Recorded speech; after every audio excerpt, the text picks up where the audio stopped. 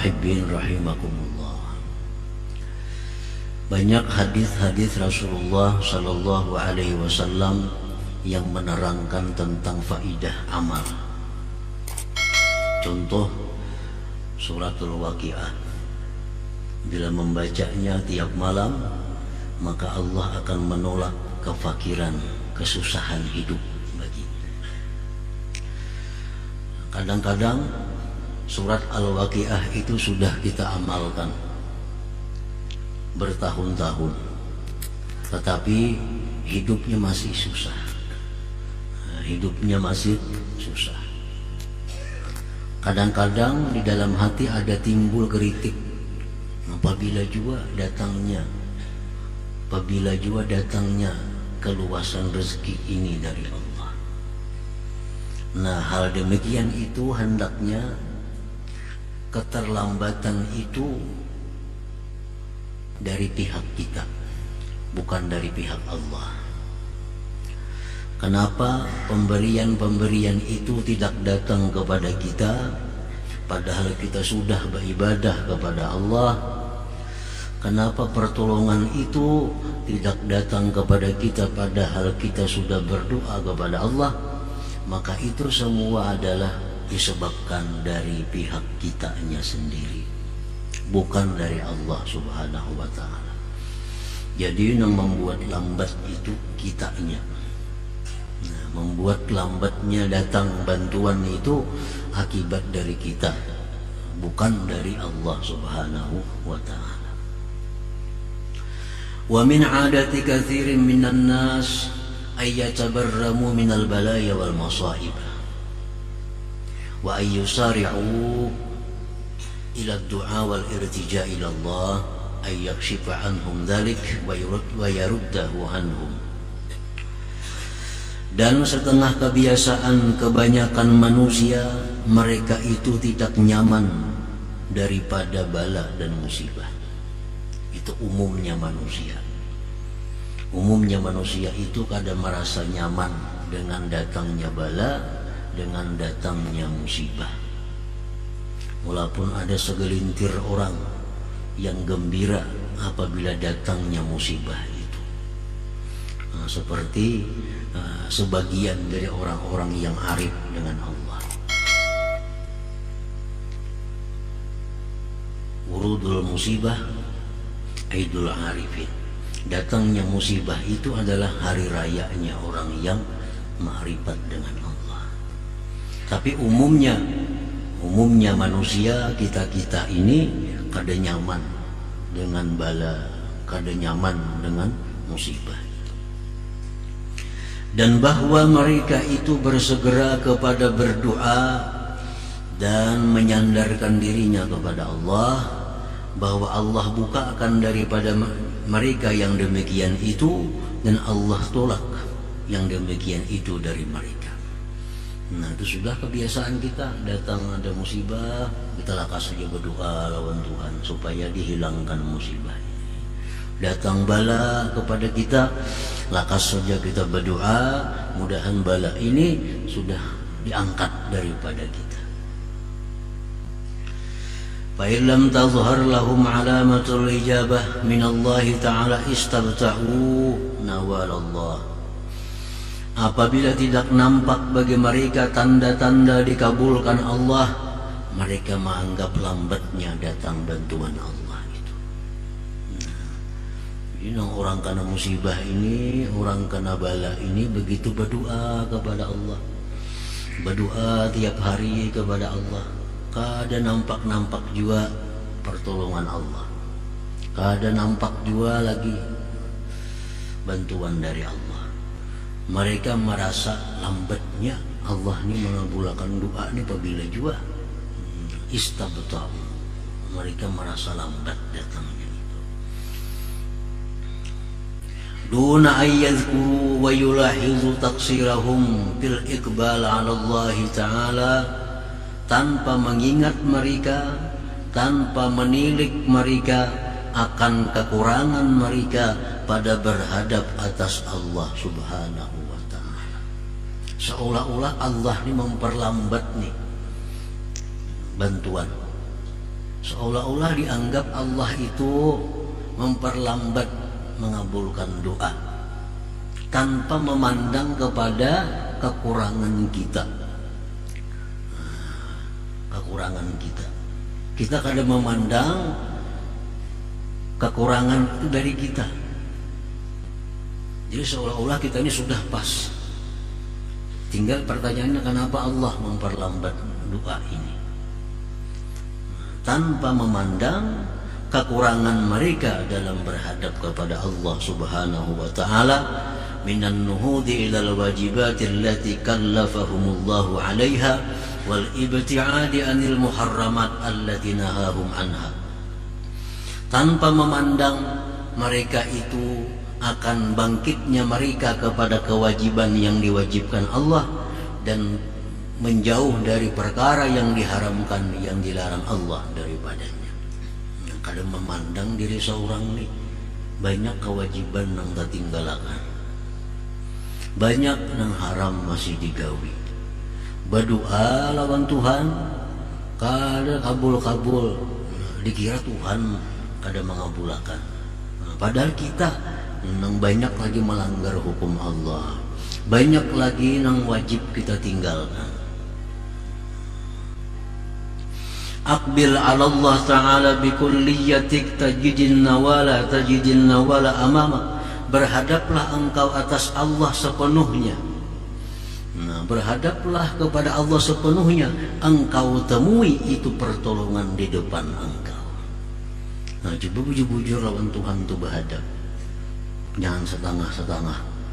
Bujur-bujur lawan Tuhan tu minta, niscaya pertolongan itu ada di hadapan kita. Nah, jadi masalahnya kita yang mesti diperbaiki bagaimana caranya, caranya supaya doa itu didengar oleh Allah. Kayak apa supaya amaliyah yang kita amalkan ini ada faidahnya. Membaca waqiah bertahun-tahun tetap hidup susah, membaca waqiahnya kada bujur, beadabnya kada membaca surah waqiah itu. Waktu membaca Fatihah itu kada seluruh tubuh berhadap kepada Allah. Mungkin hanya jasmaninya berhadap kepada Allah, tapi hatinya kada kepada Allah. Sehingga surah Fatihah yang waqiah yang kita baca itu hanya paling mendatangkan pahala kepada kita, tapi kada sesuai dengan yang kita harapkan daripada hilangnya kesusahan hidup itu. Nah, para muhibbin rahimakumullah, jadi aqbil 'ala Allah Ta'ala bi kulliyatik tajidin nawala amama. Berhadaplah kepada Allah itu dengan keseluruhan engkau. Zahir berhadap kepada Allah, batin pun berhadap kepada Allah, niscaya engkau dapati pertolongan itu di hadapan engkau. Ujar Nabi kita, bila engkau ada kesusahan, engkau ada permohonan kepada Allah, ambil wudu yang sempurna, sembahyang 2 rakaat sunat. Rakaat pertama baca Fatihah, sambung Allahullah ayat kursi. Rakaat kedua baca Fatihah, sambung Amanar Rasul. Tuntung sembahyang baca doa, Allahumma ya ma'mana kulli wahid, ya sahiba kulli farid, wa ya qariban ghaira ba'id, ya syahidan ghaira ghaib, ya qariban ghaira maghlub, ya hayyu ya qayyum. Terusnya baca digawi sudah. Kada diris juga hajat ni, kada tuntung juga. Makanya Nabi bila ada hajat kepada Allah, laksanakan itu. Sudah digawi tiap malam dikerjakan. Bukan kesalahannya dari Allah.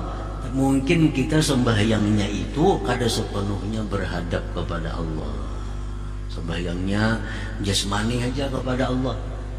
Tubuhnya aja menghadap kiblat, tubuhnya aja menghadap Ka'bah, tapi hatinya ada menghadap kepada yang ampun Ka'bah itu.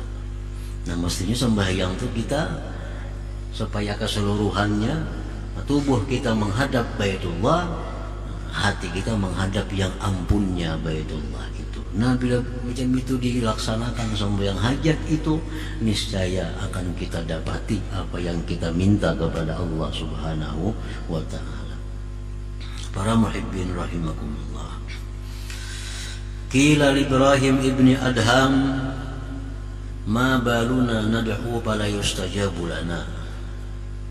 Dikatakan orang kepada Imam Ibrahim bin Adham, apa keadaan kami ini berdoa kepada Allah tidak dikabulkan doa kami?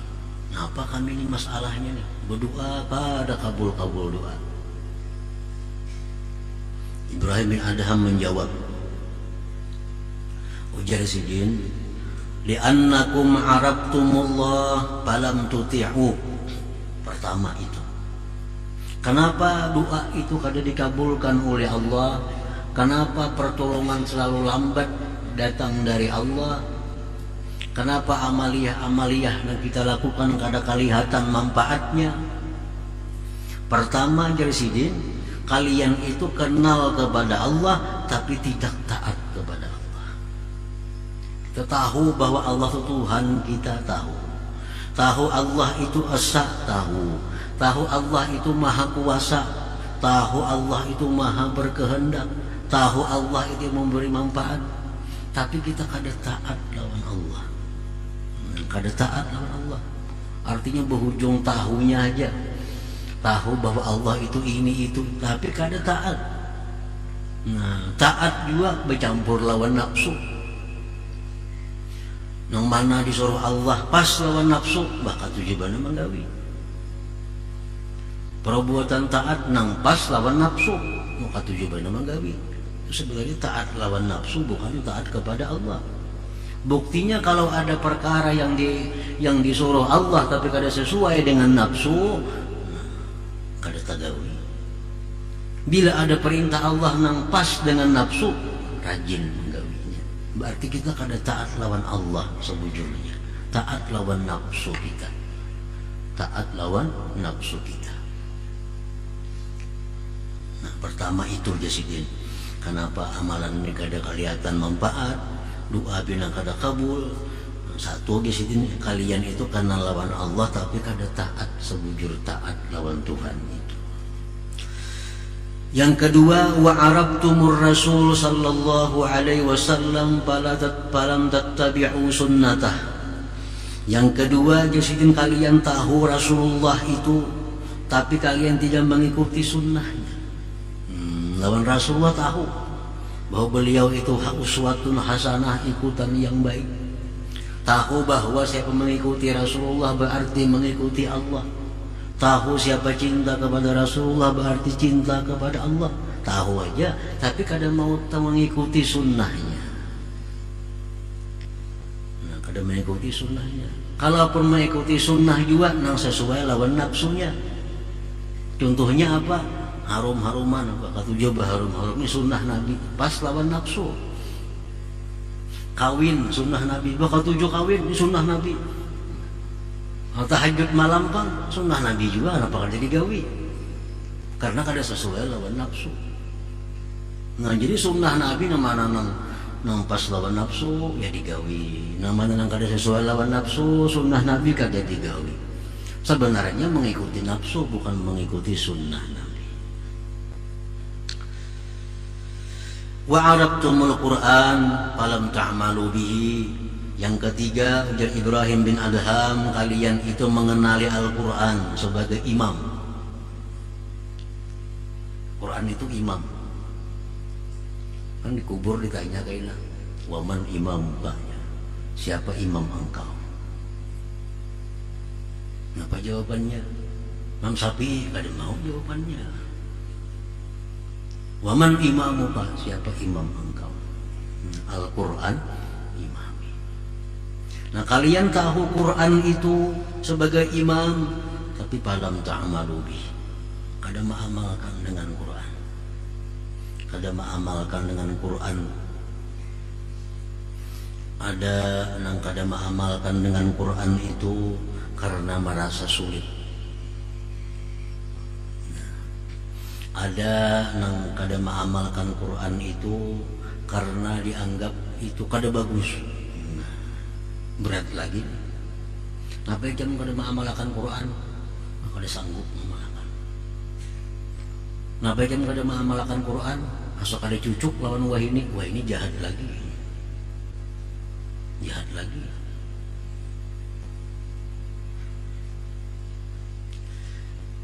Yang keempat, wa akaltum ni'amallah ta'ala falam tu'addu syukraha. Yang keempat, kenapa doa kalian itu tidak dikabulkan Allah? Kalian makan, minum, menggunakan nikmat Allah tapi tidak menunaikan syukurnya kepada Allah.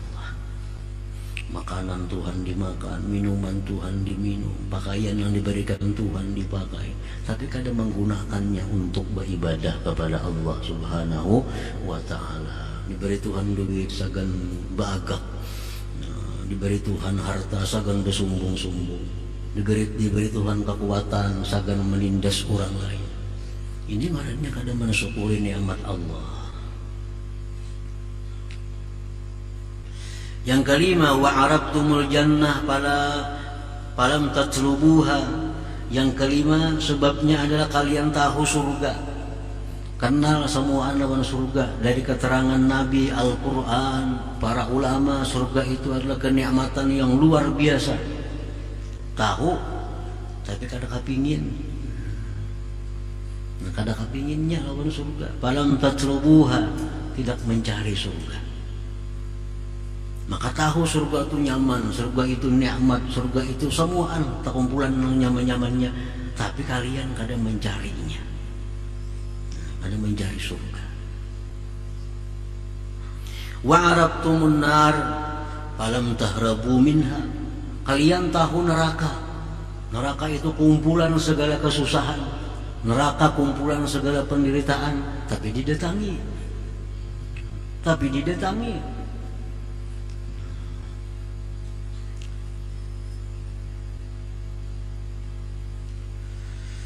Wa arabtumus syaitan falam tuharibu. Kalian kenal kepada syaitan tapi kalian tidak memusuhinya. Padahal Al-Quran sudah menyatakan syaitan itu aduwwum mubin, musuh yang nyata, tapi dikawani.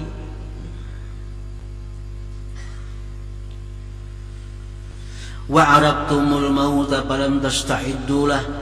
Kalian tahu akan kematian itu pasti datang, tapi kadang mempersiapkan diri. Ada bersiap-siap. Wadafantumul amwat falam ta'tabiru. Kalian menguburkan orang mati tapi kadang mengambil pedoman. Yang ke-10, wa taraktum uyubakum washtaghaltum bi uyubin nas. Kalian itu meninggalkan mencari aib sendiri, sibuk mengurus aib orang lain. Sebabnya ujar Ibrahim bin Adham, amaliyah kita ini kada kelihatan faidahnya. Doa kita kada kelihatan kabulnya karena kita melakukan 10 perkara tadi. Nah, jadi bila mana doa itu kada kabul, amaliyah kita ini kada kelihatan faidahnya, itu kesalahannya dari kita.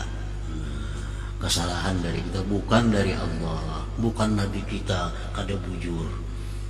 Makanya Nabi membaca ini bagus, karena babnya susah aja. Nah, bukan nabinya nang kada bujur, kita nama amalakannya nang kada sesuai. Kada sesuai dengan petunjuknya, kada sesuai dengan aturannya. Siapa membaca ajar Nabi Bismillahilladzi la yadurru ma'asmihi syai'un bil ardi wala fis sama wa samiul alim 3 kali, dia akan selamat daripada binatang-binatang buas menggigit segala macam. Baca pagi 3, malam 3, dipatok ular aja juga masih. Makanya Nabi yang baca ini aman daripada dipatok binatang buas. Nah, bukan nabinya nang kada bujur. Nah, cara kita membacanya nang kada bujur. Nah, cara kita mengamalkannya nang kada sepenuhnya berhadap kepada Allah Subhanahu wa ta'ala. Nah, para muhibbin rahimakumullah, auhallah ila Daud alaihi salam. Allah berwahyu kepada Nabi Daud alaihi salam, anmur bani Israel an la yadkhulu baitan min buyuti illa biqulubin dhahirah wa absarin khashi'ah wa aydin naqiyah fa inni la astajibu li ahadin minhum ma dama li ahadin min khalqi mazlimah. Ujar Tuhan, wahai Nabi Daud, perintahkan kepada Bani Israel, jangan hendak masuk ke rumahku. Jangan hendak masuk ke rumahku. Kita sembahyang, itu berarti kita masuk ke rumah Allah. Walaupun sembahyang kita di rumah. Nah, kita berdoa, berarti kita masuk ke rumah Allah. Kita berzikir, berarti kita tuh sebenarnya masuk ke rumah Allah. Itu hakikatnya.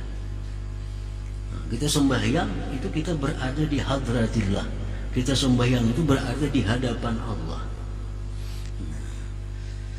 Ujar Tuhan, wahai Daud, perintahkan kepada umat engkau, jangan masuk ke rumahku. Jangan hendak berdoa, jangan hendak sembahyang, jangan hendak itu ini.